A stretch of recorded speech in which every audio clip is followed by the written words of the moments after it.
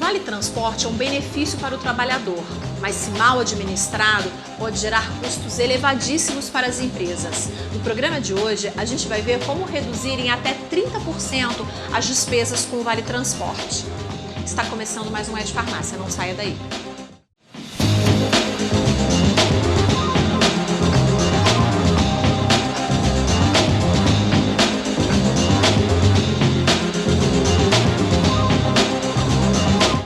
Olá, está no ar mais um É de Farmácia e a pauta hoje é como reduzir os custos com o Vale Transporte. Antes, inscreva-se no canal, acione o sininho para receber todas as notificações. Para falar com a gente sobre esse assunto, nós convidamos o Arthur Montenegro, que é especialista em Vale Transporte, membro do Conselho Empresarial de Inovação da Associação Comercial do Rio de Janeiro e diretor da Etc. Soluções. Arthur, muito obrigada pela sua presença, seja bem-vindo ao nosso programa. Muito obrigado, eu que agradeço. Reduzir custos com Vale Transporte. Todas as empresas, principalmente hoje em dia, querem reduzir os custos, cortar onde for possível. Arthur, conta pra gente quais são os principais desperdícios nessa área de gestão de Vale Transportes. Como que as empresas perdem dinheiro com isso? Bom, acho que para começar nós temos que voltar um pouquinho no tempo e entender que Vale Transporte, quando o Vale Transporte foi instituído, desde os primórdios, o Vale Transporte sempre foi entendido pelo colaborador como um complemento de salário. Desde a época que o Vale Transporte era distribuído em papel, as pessoas vendiam esse crédito e completavam a sua renda. Então, você tem sempre a possibilidade, a potencialidade de que esses colaboradores solicitem um valor maior do que o necessário para que isso complemente de alguma forma a sua renda. Então, o principal desperdício está na cultura de muitos dos trabalhadores brasileiros de enxergar esse benefício como um complemento de renda, quando na verdade ele não é.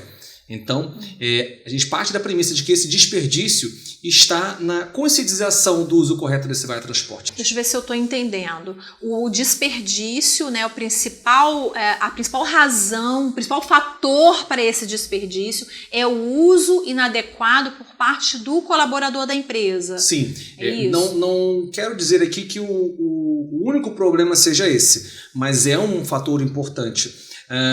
Junto a esse problema está, no caso, a falta de comprometimento das operadoras públicas em fazerem campanhas de conscientização do uso correto por parte dos usuários. E não apenas as pessoas que usam o VT, até porque nós estamos falando de pessoas, dos usuários de transporte público de modo geral, e não apenas os funcionários das empresas. Então, você tem uma cultura errada de utilização e você tem as operadoras que não investem nesse tipo de treinamento, nesse tipo de parametrização correta junto aos usuários de Vale Transporte. Então, unindo esses dois pontos, você acaba tendo um movimento que não beneficia aqueles que têm realmente o custo com o Vale Transporte, que são as empresas. Tem um dado que 30% de gastos com Vale Transporte são recorrentes. Eu queria que você explicasse esse índice. Então, vamos lá. Considerando que um funcionário precisa ter um valor para deslocar-se entre a sua residência e o seu local de trabalho, a gente parte da premissa de que ele necessita realmente daquele valor. Vamos dar um exemplo aqui do Rio de Janeiro. O cidadão mora em Nova Iguaçu e ele trabalha aqui no centro da cidade. Então, os itinerários mais comuns advêm do centro da cidade, de Nova Iguaçu para o centro da cidade, do centro da cidade para Nova Iguaçu. Só que o que acontece na grande maioria dos casos é que a pessoa já se mudou daquela residência, não mora mais lá. Ela mora num local mais próximo do local de trabalho, mora num ponto mais próximo do local de trabalho, não informa a empresa, então essa diferença no valor que é depositado para o valor que efetivamente é gasto fica acumulada, vai sobrando nos cartões. Então, não há necessidade do empregador continuar comprando o valor que ele comprava justamente por essa falta de atualização. Isso tem um exemplo, mas tem outros exemplos de situações de pessoas que deixam o seu cartão de Vale Transporte com terceiros, com a esposa, com o filho, e o benefício é pessoal e intransferível.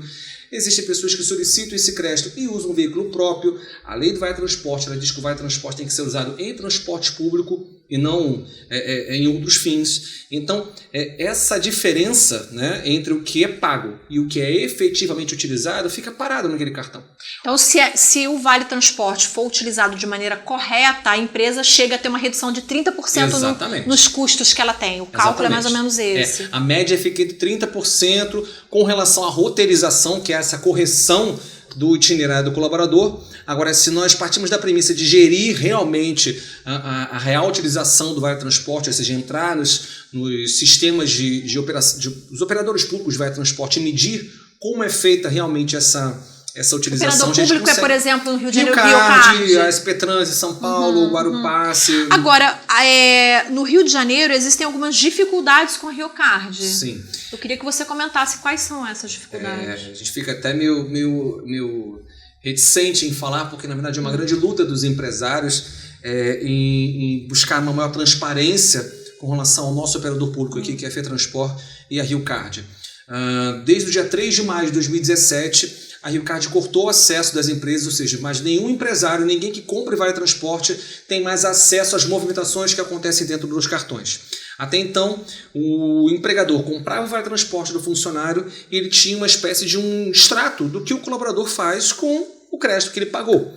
Só que de 3 de maio em diante, esse acesso foi cortado. Não sabe onde está usando, se está usando na linha que vai de casa para o trabalho para casa, é isso? Na verdade, exatamente. Ou seja, não há uma fundamentação. Eu pago R$300 para quê? Mas eu não sei como isso está sendo utilizado. Na verdade, o que aconteceu foi que o Ministério Público, através do promotor Rodrigo Terra, assinou um acordo civil público consumerista com a RioCard, dizendo que deveria existir uma transparência nessas movimentações, que os usuários deveriam ter acesso a todas as movimentações.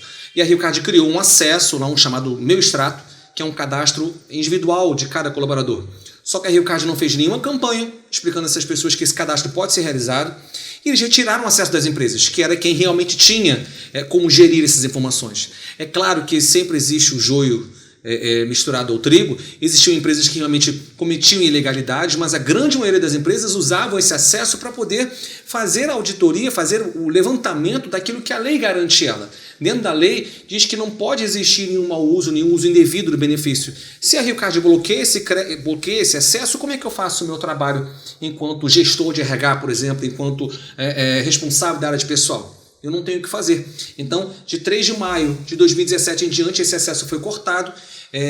Foi criado esse cadastro individualizado para os usuários, para os funcionários, para os usuários finais, mas o usuário intermediário, que é quem paga o VT, o acesso foi cortado.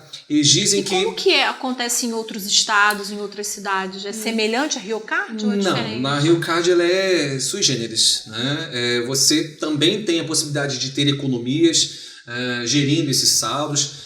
Não são todos os operadores que permitem isso, mas vamos dizer que a maioria dos operadores permitem esse tipo de controle, mas cerceamento de informações, ou seja, essas coisas meio obscuras, a gente infelizmente só passa aqui no Rio de Janeiro.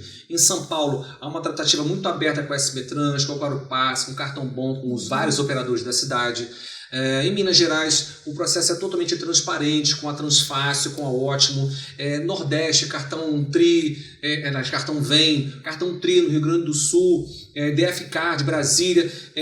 Todas as operadoras públicas de Vale Transporte eletrônico dão essa possibilidade de você fazer esse tipo de levantamento. Mas o processo acaba sendo muito mais complexo no Rio de Janeiro, porque existe todo esse problema que a gente tem visto, a RioCard sendo investigada. Então, o acesso à informação é mais dificultado. Então, cabe um estudo um pouco mais apurado, porque uma vez que você, empregador, não tem acesso, o seu funcionário não tem acesso, alguém está ganhando, e não é nenhuma das partes. Em relação às fraudes que estão acontecendo? Outro ponto complexo. Na verdade, essa falta de transparência acaba potencializando as fraudes. Como eu disse no começo do nosso bate-papo, existe uma cultura do trabalhador em utilizar esse valor, utilizar o que é pago como Vale Transporte como complemento de salário. E hoje aqui no Rio de Janeiro existem escritórios clandestinos que descarregam o crédito dos cartões. Então, se uma pessoa... Eu costumo dizer, até interrompendo, que as pessoas elas erram por falta de informação, ingenuidade, ou por má fé. Existem os dois tipos de pessoas dentro das empresas. As pessoas que não têm acesso à informação acham que esse crédito vai ficar para sempre dentro do cartão e não fica. A RioCard expira esse crédito. Esse crédito, se não for usado, a RioCard ela leva o dinheiro. Falando de Rio de Janeiro. Então, a partir do momento que os dados estão obscuros, o empregador não vê e o funcionário não vê, ele continua com essa ideia de que eu vou pedir a mais para sobrar dinheiro e à medida que eu tiver um valor sobrando, eu vou lá descarregar esse crédito. Ele leva num escritório clandestino, aqui no centro da cidade existem vários. O ágio que esses atravessadores cobram um ágio alto, 50% do valor, mas as pessoas levam em dinheiro. E o empregador, por não ter acesso a nada, não visualiza. Então ele continua pagando o Vale Transporte, ele está não só estimulando o mau uso, mas também fomentando um mercado negro que é muito nocivo para o transporte público do Rio de Janeiro. Vide quantidade de empresas de ônibus fechando na cidade. Agora, tem aí uma proposta de instalar uma biometria facial no sistema de ônibus, né? Isso já vai para funcionar? Como é que está isso? Sim, graças a Deus nem tudo é tragédia nesse cenário aqui, falando do Rio de Janeiro. Tá?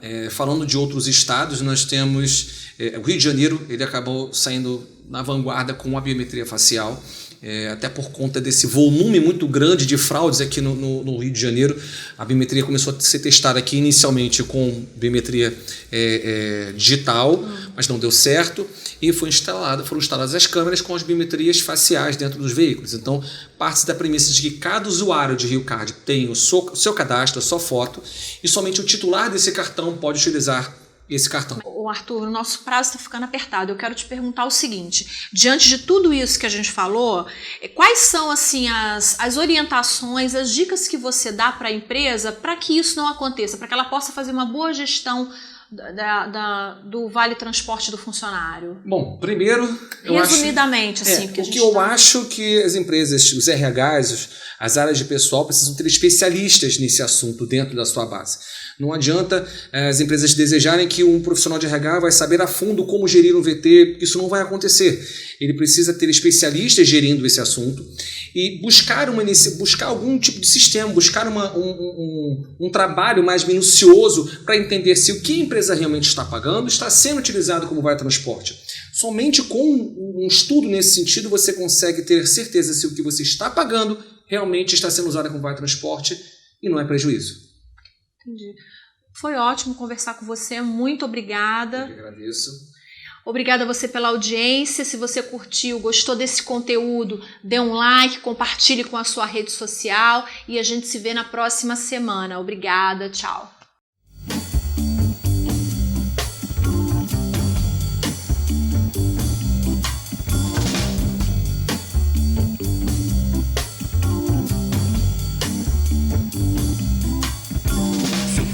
Drops fall